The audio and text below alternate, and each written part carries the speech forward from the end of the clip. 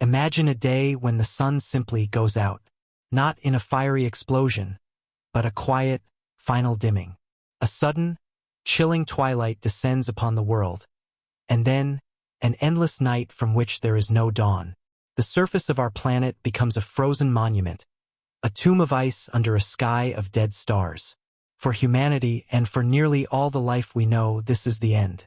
An abrupt, silent apocalypse. But what if it wasn't the end of life itself? What if, far below the frozen crust, in the deepest, most mysterious parts of our world, this wasn't an ending, but a new, terrible beginning? Let's plunge beneath the ice, miles down into the crushing blackness of the deep sea. This is a realm that has never known the sun, a world governed by immense pressure and a cold that can fracture steel. For eons, life has persisted here, ghostly and strange, but it was never truly alone. It was always tethered to the world of light above by a delicate, invisible thread. A constant, life-giving rain of organic matter, known as marine snow, drifted down from the sunlit zones, providing the energy for this deep, dark ecosystem. It was a lifeline woven from the remnants of a vibrant world. Now that lifeline is cut. The great engine of photosynthesis on the surface has sputtered and died. The reign of life has ceased. An eerie silence now falls over the abyss, deeper and more profound than any that came before. The endless buffet is closed, forever. Think about that for a moment. Every creature in this vast, three-dimensional universe, from the smallest crustacean to the most formidable deep-sea predator, is now facing a slow, inexorable starvation. What happens when an entire world, the largest single habitat on Earth, has its primary food source switched off? This is where our story truly begins, and where the horror sets in. The old rules of biology have been thrown out. The familiar pyramid of life has crumbled into dust. In this eternal night, survival is no longer about being the strongest or the fastest. It's about enduring the great hunger. It's a desperate race against utter extinction, played out in the dark over thousands of years. We can imagine the last echoes of the old world fading away, the final spectral glows of bioluminescent creatures winking out one by one as they starve. The abyss is becoming a graveyard. Or is it? Because even here, in the absolute zero of biological possibility, there is another way. An ancient, alien form of energy that has nothing to do with the sun. From the planet's molten heart, chemical-rich fluids boil up through cracks in the seafloor, creating oases of impossible life around hydrothermal vents. This is chemosynthesis. Life, not born of light, but forged in heat, pressure, and sulfur. Before, these were just isolated pockets in a vast, dark desert. But now they are the only hope, the only sparks of life left in a dying ocean. This is the new cradle of evolution, a world rebooted. The stage is set for a drama on a planetary scale, driven not by the gentle warmth of a star, but by the raw chemical power of the Earth itself. The pressure is a constant, crushing force. The darkness is absolute. The cold is eternal. What kind of life will crawl out of these chemical gardens? When the only building blocks are darkness and poison, what new blueprints for existence will be written? The age of the sun is over. A new, stranger, and perhaps more terrifying age is about to begin. So the old world is gone, plunged into a silent, frozen darkness. The surface is a memory, and the abyss, once fed by a rain of life from above, is now a desolate wasteland of starving ghosts. But we were wrong to call it a graveyard. In the deepest trenches, where the planet's crust groans and splits, the forges of a new creation are glowing. We are leaving the what-if behind and plunging into the how. How does life claw its way back from utter extinction? The answer isn't whispered. It's roared from the molten heart of the Earth itself, in fountains of superheated water and black, sulfurous smoke. Welcome to the hydrothermal vent fields, the true engine of this new world. Forget photosynthesis. That was a delicate art dependent on a distant star. This is chemosynthesis, a brutal, raw, and powerful alchemy. Here, specialized bacteria don't eat sunlight. They consume chemicals that are toxic to almost everything we know: hydrogen sulfide, methane, minerals spewing directly from the planet's mantle. They are transforming poison into life. These black smokers are no longer just geological curiosities. They are the genesis points of an entire biosphere, the only source of primary energy in a world gone dark. Over millions of years, these isolated sparks of life begin to connect. As the planet's geology shifts, new rifts open, and the vent fields spread. They grow from scattered oases into vast, interconnected networks stretching for thousands of kilometers across the abyssal plains. Imagine shimmering, pulsing continents of life, endless fields of bacteria forming thick, slimy mats that carpet the seafloor. They glow with their own faint, chemoluminescent light, not in shades of green, but in alien blues and purples. This is the new prairie, the foundation of a food web built from the ground up in absolute darkness. And where there are prairies, grazers will inevitably follow. But what would a grazer in this world look like? With an endless food source and no predators, at least none that they know of, they could get big. Terrifyingly big. We call them the chemivores, the first titans of the new deep. Picture a creature the size of a blue whale, but with the slow, deliberate grace of a slug. Its body is a colossal, flattened shell, an organic shield forged from seabed minerals to withstand the bone-crushing pressure and to protect it from, well, we don't know yet. These gentle giants glide slowly over the bacterial plains, their immense weight supported by the dense water. They are not swimmers. They are crawlers on a continental scale. Their undersides are not muscular flesh, but a complex, highly specialized organ system. Think of 1,000 mouths working in unison, or a baleen-like filtration system that combs the microbial mats, scraping up billions of bacteria with every slow, methodical movement. They are living harvesters, wandering ecosystems in their own right, moving with a patience that can only be born from an existence that spans millennia. For a long time, these chemivores would reign supreme in a world of placid consumption. But in evolution, peace never lasts. We begin to find things that don't make sense. A massive chemivore, its armored carapace showing no signs of damage, is found motionless. Its internal biomass has been dissolved, leaving an empty, hollowed-out husk. Elsewhere, another giant bears a wound unlike any bite mark. It is a perfect, circular hole drilled straight through its densest armor plating, a feat of biological engineering that seems utterly impossible. There is a hunter in the dark, and it doesn't play by the old rules. The mystery deepens. What could do this? What kind of predator can liquefy the insides of a living fortress, or drill through an armor plate that could withstand a torpedo? There are no teeth marks, no signs of a struggle, just an eerie, clinical precision. The chemivores, these magnificent kings of the New World, are being farmed.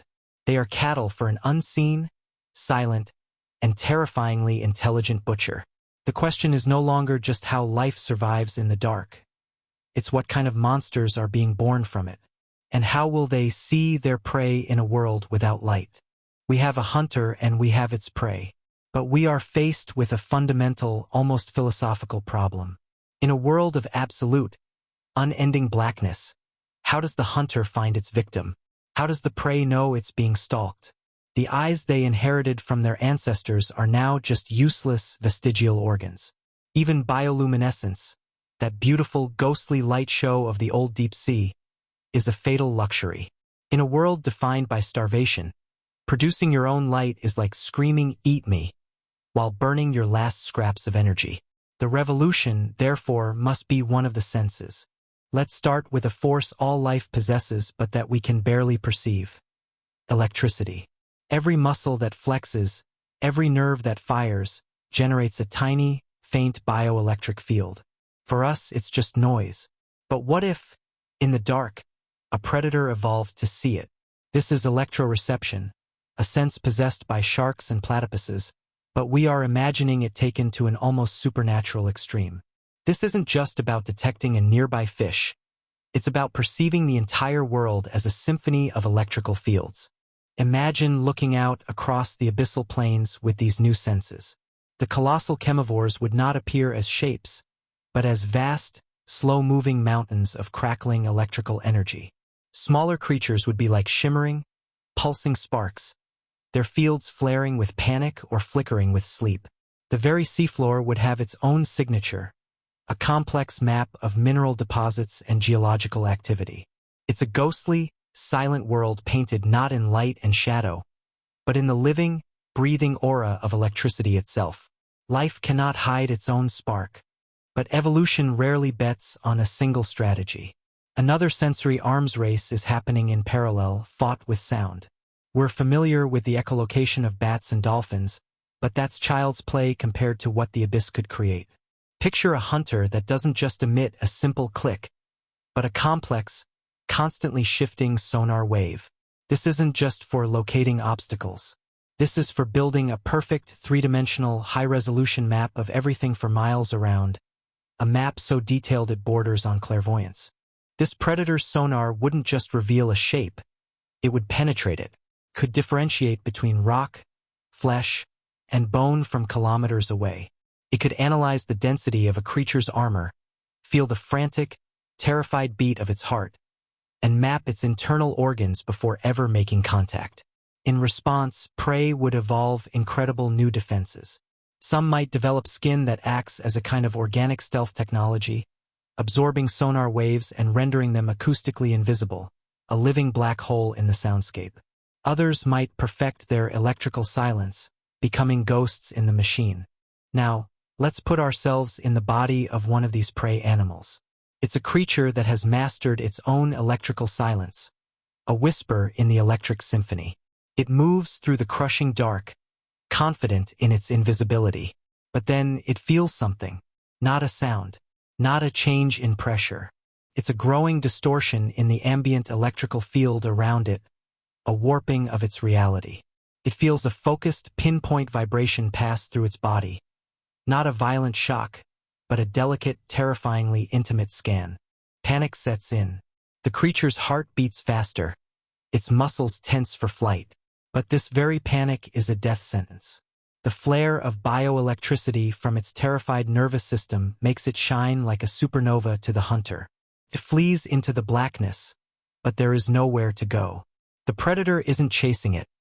It already knows the prey's exact location, its speed, its trajectory.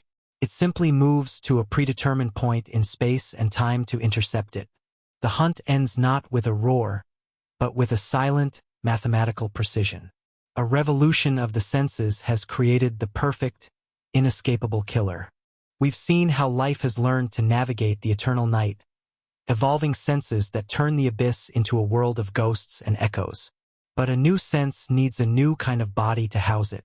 The familiar blueprints of life, the fish, the squid, the crustacean, were all designed for a world that no longer exists. They are relics. In this new, alien environment, evolution is no longer just tinkering with the old models. It is throwing out the instruction manual entirely and designing something radically different, something utterly new. What happens when the very definition of an animal is up for grabs? Let's consider one path, the path of monumentality. Life could answer the challenge of this low-energy world not by being fast and efficient, but by becoming impossibly geologically massive. We introduce the abyssal leviathans. Forget the blue whale. We are talking about creatures that may not even have a fixed size, growing continuously over lifespans that last for tens of thousands of years. They are less like animals and more like living, moving geological formations, so vast that their sheer bulk creates its own microenvironment in the crushing deep. These leviathans are not just big. They are self-sufficient worlds. They have transcended the need to hunt. Instead, their colossal bodies have become mobile platforms for life itself, hosting vast, symbiotic gardens of the same chemosynthetic bacteria that carpet the seafloor. Imagine deep fissures and canyons along a creature's back, where it cultivates and harvests its own food. It is a farmer, a garden, and a grazer all in one. It is a living, breathing ecosystem, a slow-drifting island of life in the desolate black, carrying its own private world with it through the abyss. But evolution loves to explore extremes. What if the most successful form of life isn't a single, colossal individual, but the exact opposite? What if the pinnacle of evolution is to abandon the individual altogether? This is the second path, the rise of the swarm intelligences. This is not a school of fish or a colony of ants. This is a single consciousness distributed across millions, perhaps billions of tiny, specialized organisms that have merged their identities for the sake of the whole. A single self in a million bodies. Imagine a shimmering, kilometers-wide cloud moving through the water.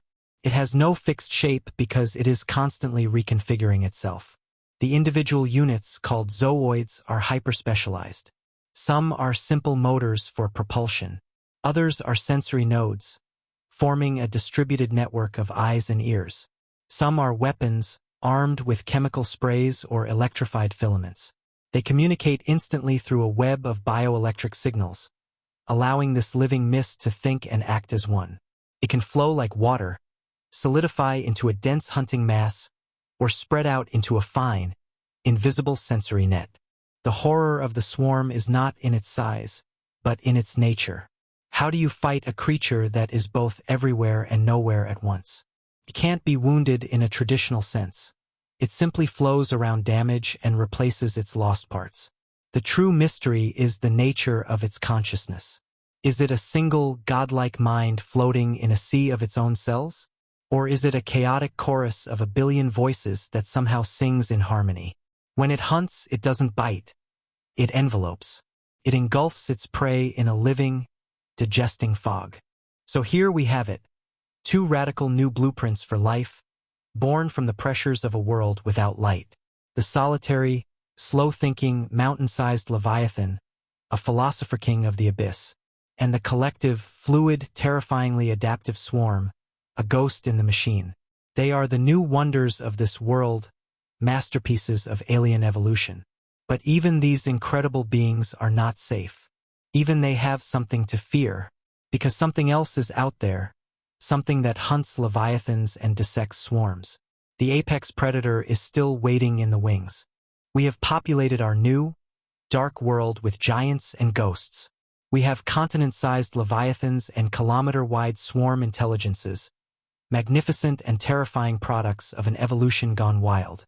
They seem like the pinnacle of existence, the new masters of the abyss. But they are not. Every ecosystem, no matter how alien, has a food chain, and every food chain has a top. Now we must confront the final, dreadful question. In a world of monsters, what do the monsters themselves fear? The evidence is as baffling as it is horrifying. An abyssal leviathan, a creature the size of a mountain range, is found adrift. It's dead, but without a single mark on its immense body. Its internal symbiotic gardens have been extinguished, its life force seemingly siphoned away. Elsewhere, the vibrant, chaotic chatter of a swarm intelligence suddenly goes silent. A vast region of the abyss, once teeming with its collective life, becomes a dead zone. All that remains are countless individual zooids, sinking slowly like dust, their connection to the hive mind severed forever. What kind of predator kills without leaving a trace? This is not the work of a brute. A shark, no matter how large, leaves bite marks. A chase, no matter how swift, leaves a struggle. This is something else entirely. It's a silent, methodical, and chillingly intelligent process. The evidence points not to a hunter that chases, but to one that lays a trap. Speed and strength are irrelevant here. The true currency of this predator is patience, a patience measured in centuries, and an intelligence so alien it borders on cosmic. It doesn't hunt. It waits. Let go of your image of a predator.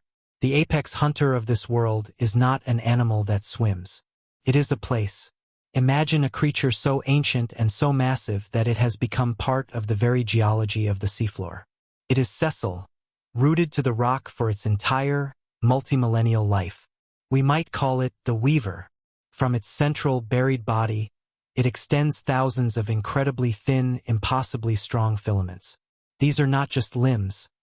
They are a living nervous system, a web that can stretch for hundreds of kilometers, creating a single, contiguous trap the size of a country. This web is the ultimate sensory organ. It feels every vibration, tastes every chemical change, and senses every flicker of bioelectricity that passes through its domain. And it is an active hunter. To lure a leviathan, it might spend decades creating a powerful chemical illusion, the scent of a vast, untapped bacterial field, a feast too good to ignore. To catch a swarm, it might generate a complex vibrational frequency that mimics the signature of a new rival intelligence, drawing the curious swarm into its embrace. It weaponizes the very senses its prey evolved to survive. The reveal is slow. First, you see the filaments, mistaking them for some strange, fibrous mineral formation on the seafloor. Then, you realize they are arranged with a terrifying geometric precision. They are not natural. As you follow them, they converge, growing thicker and more numerous, all leading toward a central point, a dark region where the abyss seems even blacker. There, rooted in a vast canyon, is the creature's core. It is not flesh and bone as we know it. It is a crystalline, almost architectural structure, a being of symmetrical, obsidian angles and silent, unknowable purpose. There are no eyes, no mouth, no face to give it expression. There is only the immense, living lattice of its body, pulsing with a slow, cold energy. This is not just an animal. It is the abyss given a hungry, malevolent form. It is the logical endpoint of an evolution driven by darkness, pressure, and patience. It is the silent god of this new world, and its temple is a web of death. And in the face of such a being, a new, even more profound question arises. Can something this ancient, this intelligent, and this powerful ever truly be considered just an animal anymore? We have journeyed to the bottom of a dead world and found it teeming with impossible life. We've witnessed the rise of chemical empires, a revolution of the senses, and the birth of biological titans. We have even stared into the non-face of the abyss's ultimate predator, the patient and terrible weaver. But now we arrive at the final, most profound mystery. We have been asking what life in this world looks like. But the ultimate question is, what does it think like? What kind of consciousness, what kind of soul, can be born in a cradle of absolute darkness and crushing pressure? Consider the abyssal Leviathan, a being that lives for 50,000 years, a slow-moving island of flesh and stone. Its thoughts would not be like ours, which flicker and die in seconds. A single thought for a Leviathan might take a century to form, its logic unfolding with the slow, inexorable pace of geology. What would such a mind ponder? Its consciousness would be one of deep time, of immense, solitary introspection. It might develop a form of mathematics based on the subtle shifts in planetary gravity, or a philosophy built on the eternal cycles of chemical decay and rebirth. It would be a lonely god, contemplating the nature of its own immense existence. Then there is the swarm intelligence, a being that poses a terrifying paradox. How can you have a single mind with no single brain? This consciousness is distributed across billions of individual bodies, a thinking ocean held together by a web of electrical whispers. It has no ego, no I, only a collective we. Its thoughts would be fluid and parallel, capable of contemplating 1,000 different ideas at once. But what does it feel like to be a thought in such a mind? Does an individual zooid know it is part of a greater whole? Or is it just a mindless cog in a thinking machine that achieved sapience by accident? The technology of these new minds would be as alien as their thoughts. They wouldn't forge metal or chip silicon. Their engineering would be biological. A Leviathan, seeking to communicate with another across 1,000 kilometers, wouldn't build a radio. It might spend a millennium genetically modifying a species of bacteria to carry a message encoded in its DNA. A swarm needing to breach the defenses of the weaver wouldn't build a drill. It would reconfigure a part of itself into a new, hyper-specialized organism designed to secrete a unique armor-dissolving acid. Their entire understanding of the universe would be fundamentally different from our own. Their cosmos would not be a tapestry of light and stars, but a symphony of vibrations, pressures, and chemical gradients. They might map the entire planet's core through seismic echoes, seeing it as their sun. The concepts of up and down would be defined not by gravity, but by the fading ghost of marine snow from an age-long past. For them, light would be nothing more than a myth, a nonsensical story passed down through genetic memory. The sun-drenched world we came from, it would be their Atlantis, their Garden of Eden, a place of impossible, unimaginable energy. And so we end where we began, in the deep. But now it is not empty. It is full of thought. We look up at our black, frozen sky and feel a profound sense of loss. But what if these new minds of the deep, look up through the crushing water and feel a sense of pity or wonder for us? They're long-lost cousins who lived and died by a fleeting, fickle ball of fire in the sky. In this new world, we are the ghosts. We are the aliens. And we are left to wonder, what would these dark, silent minds, born of pressure and poison, think of a universe filled with blinding, chaotic light?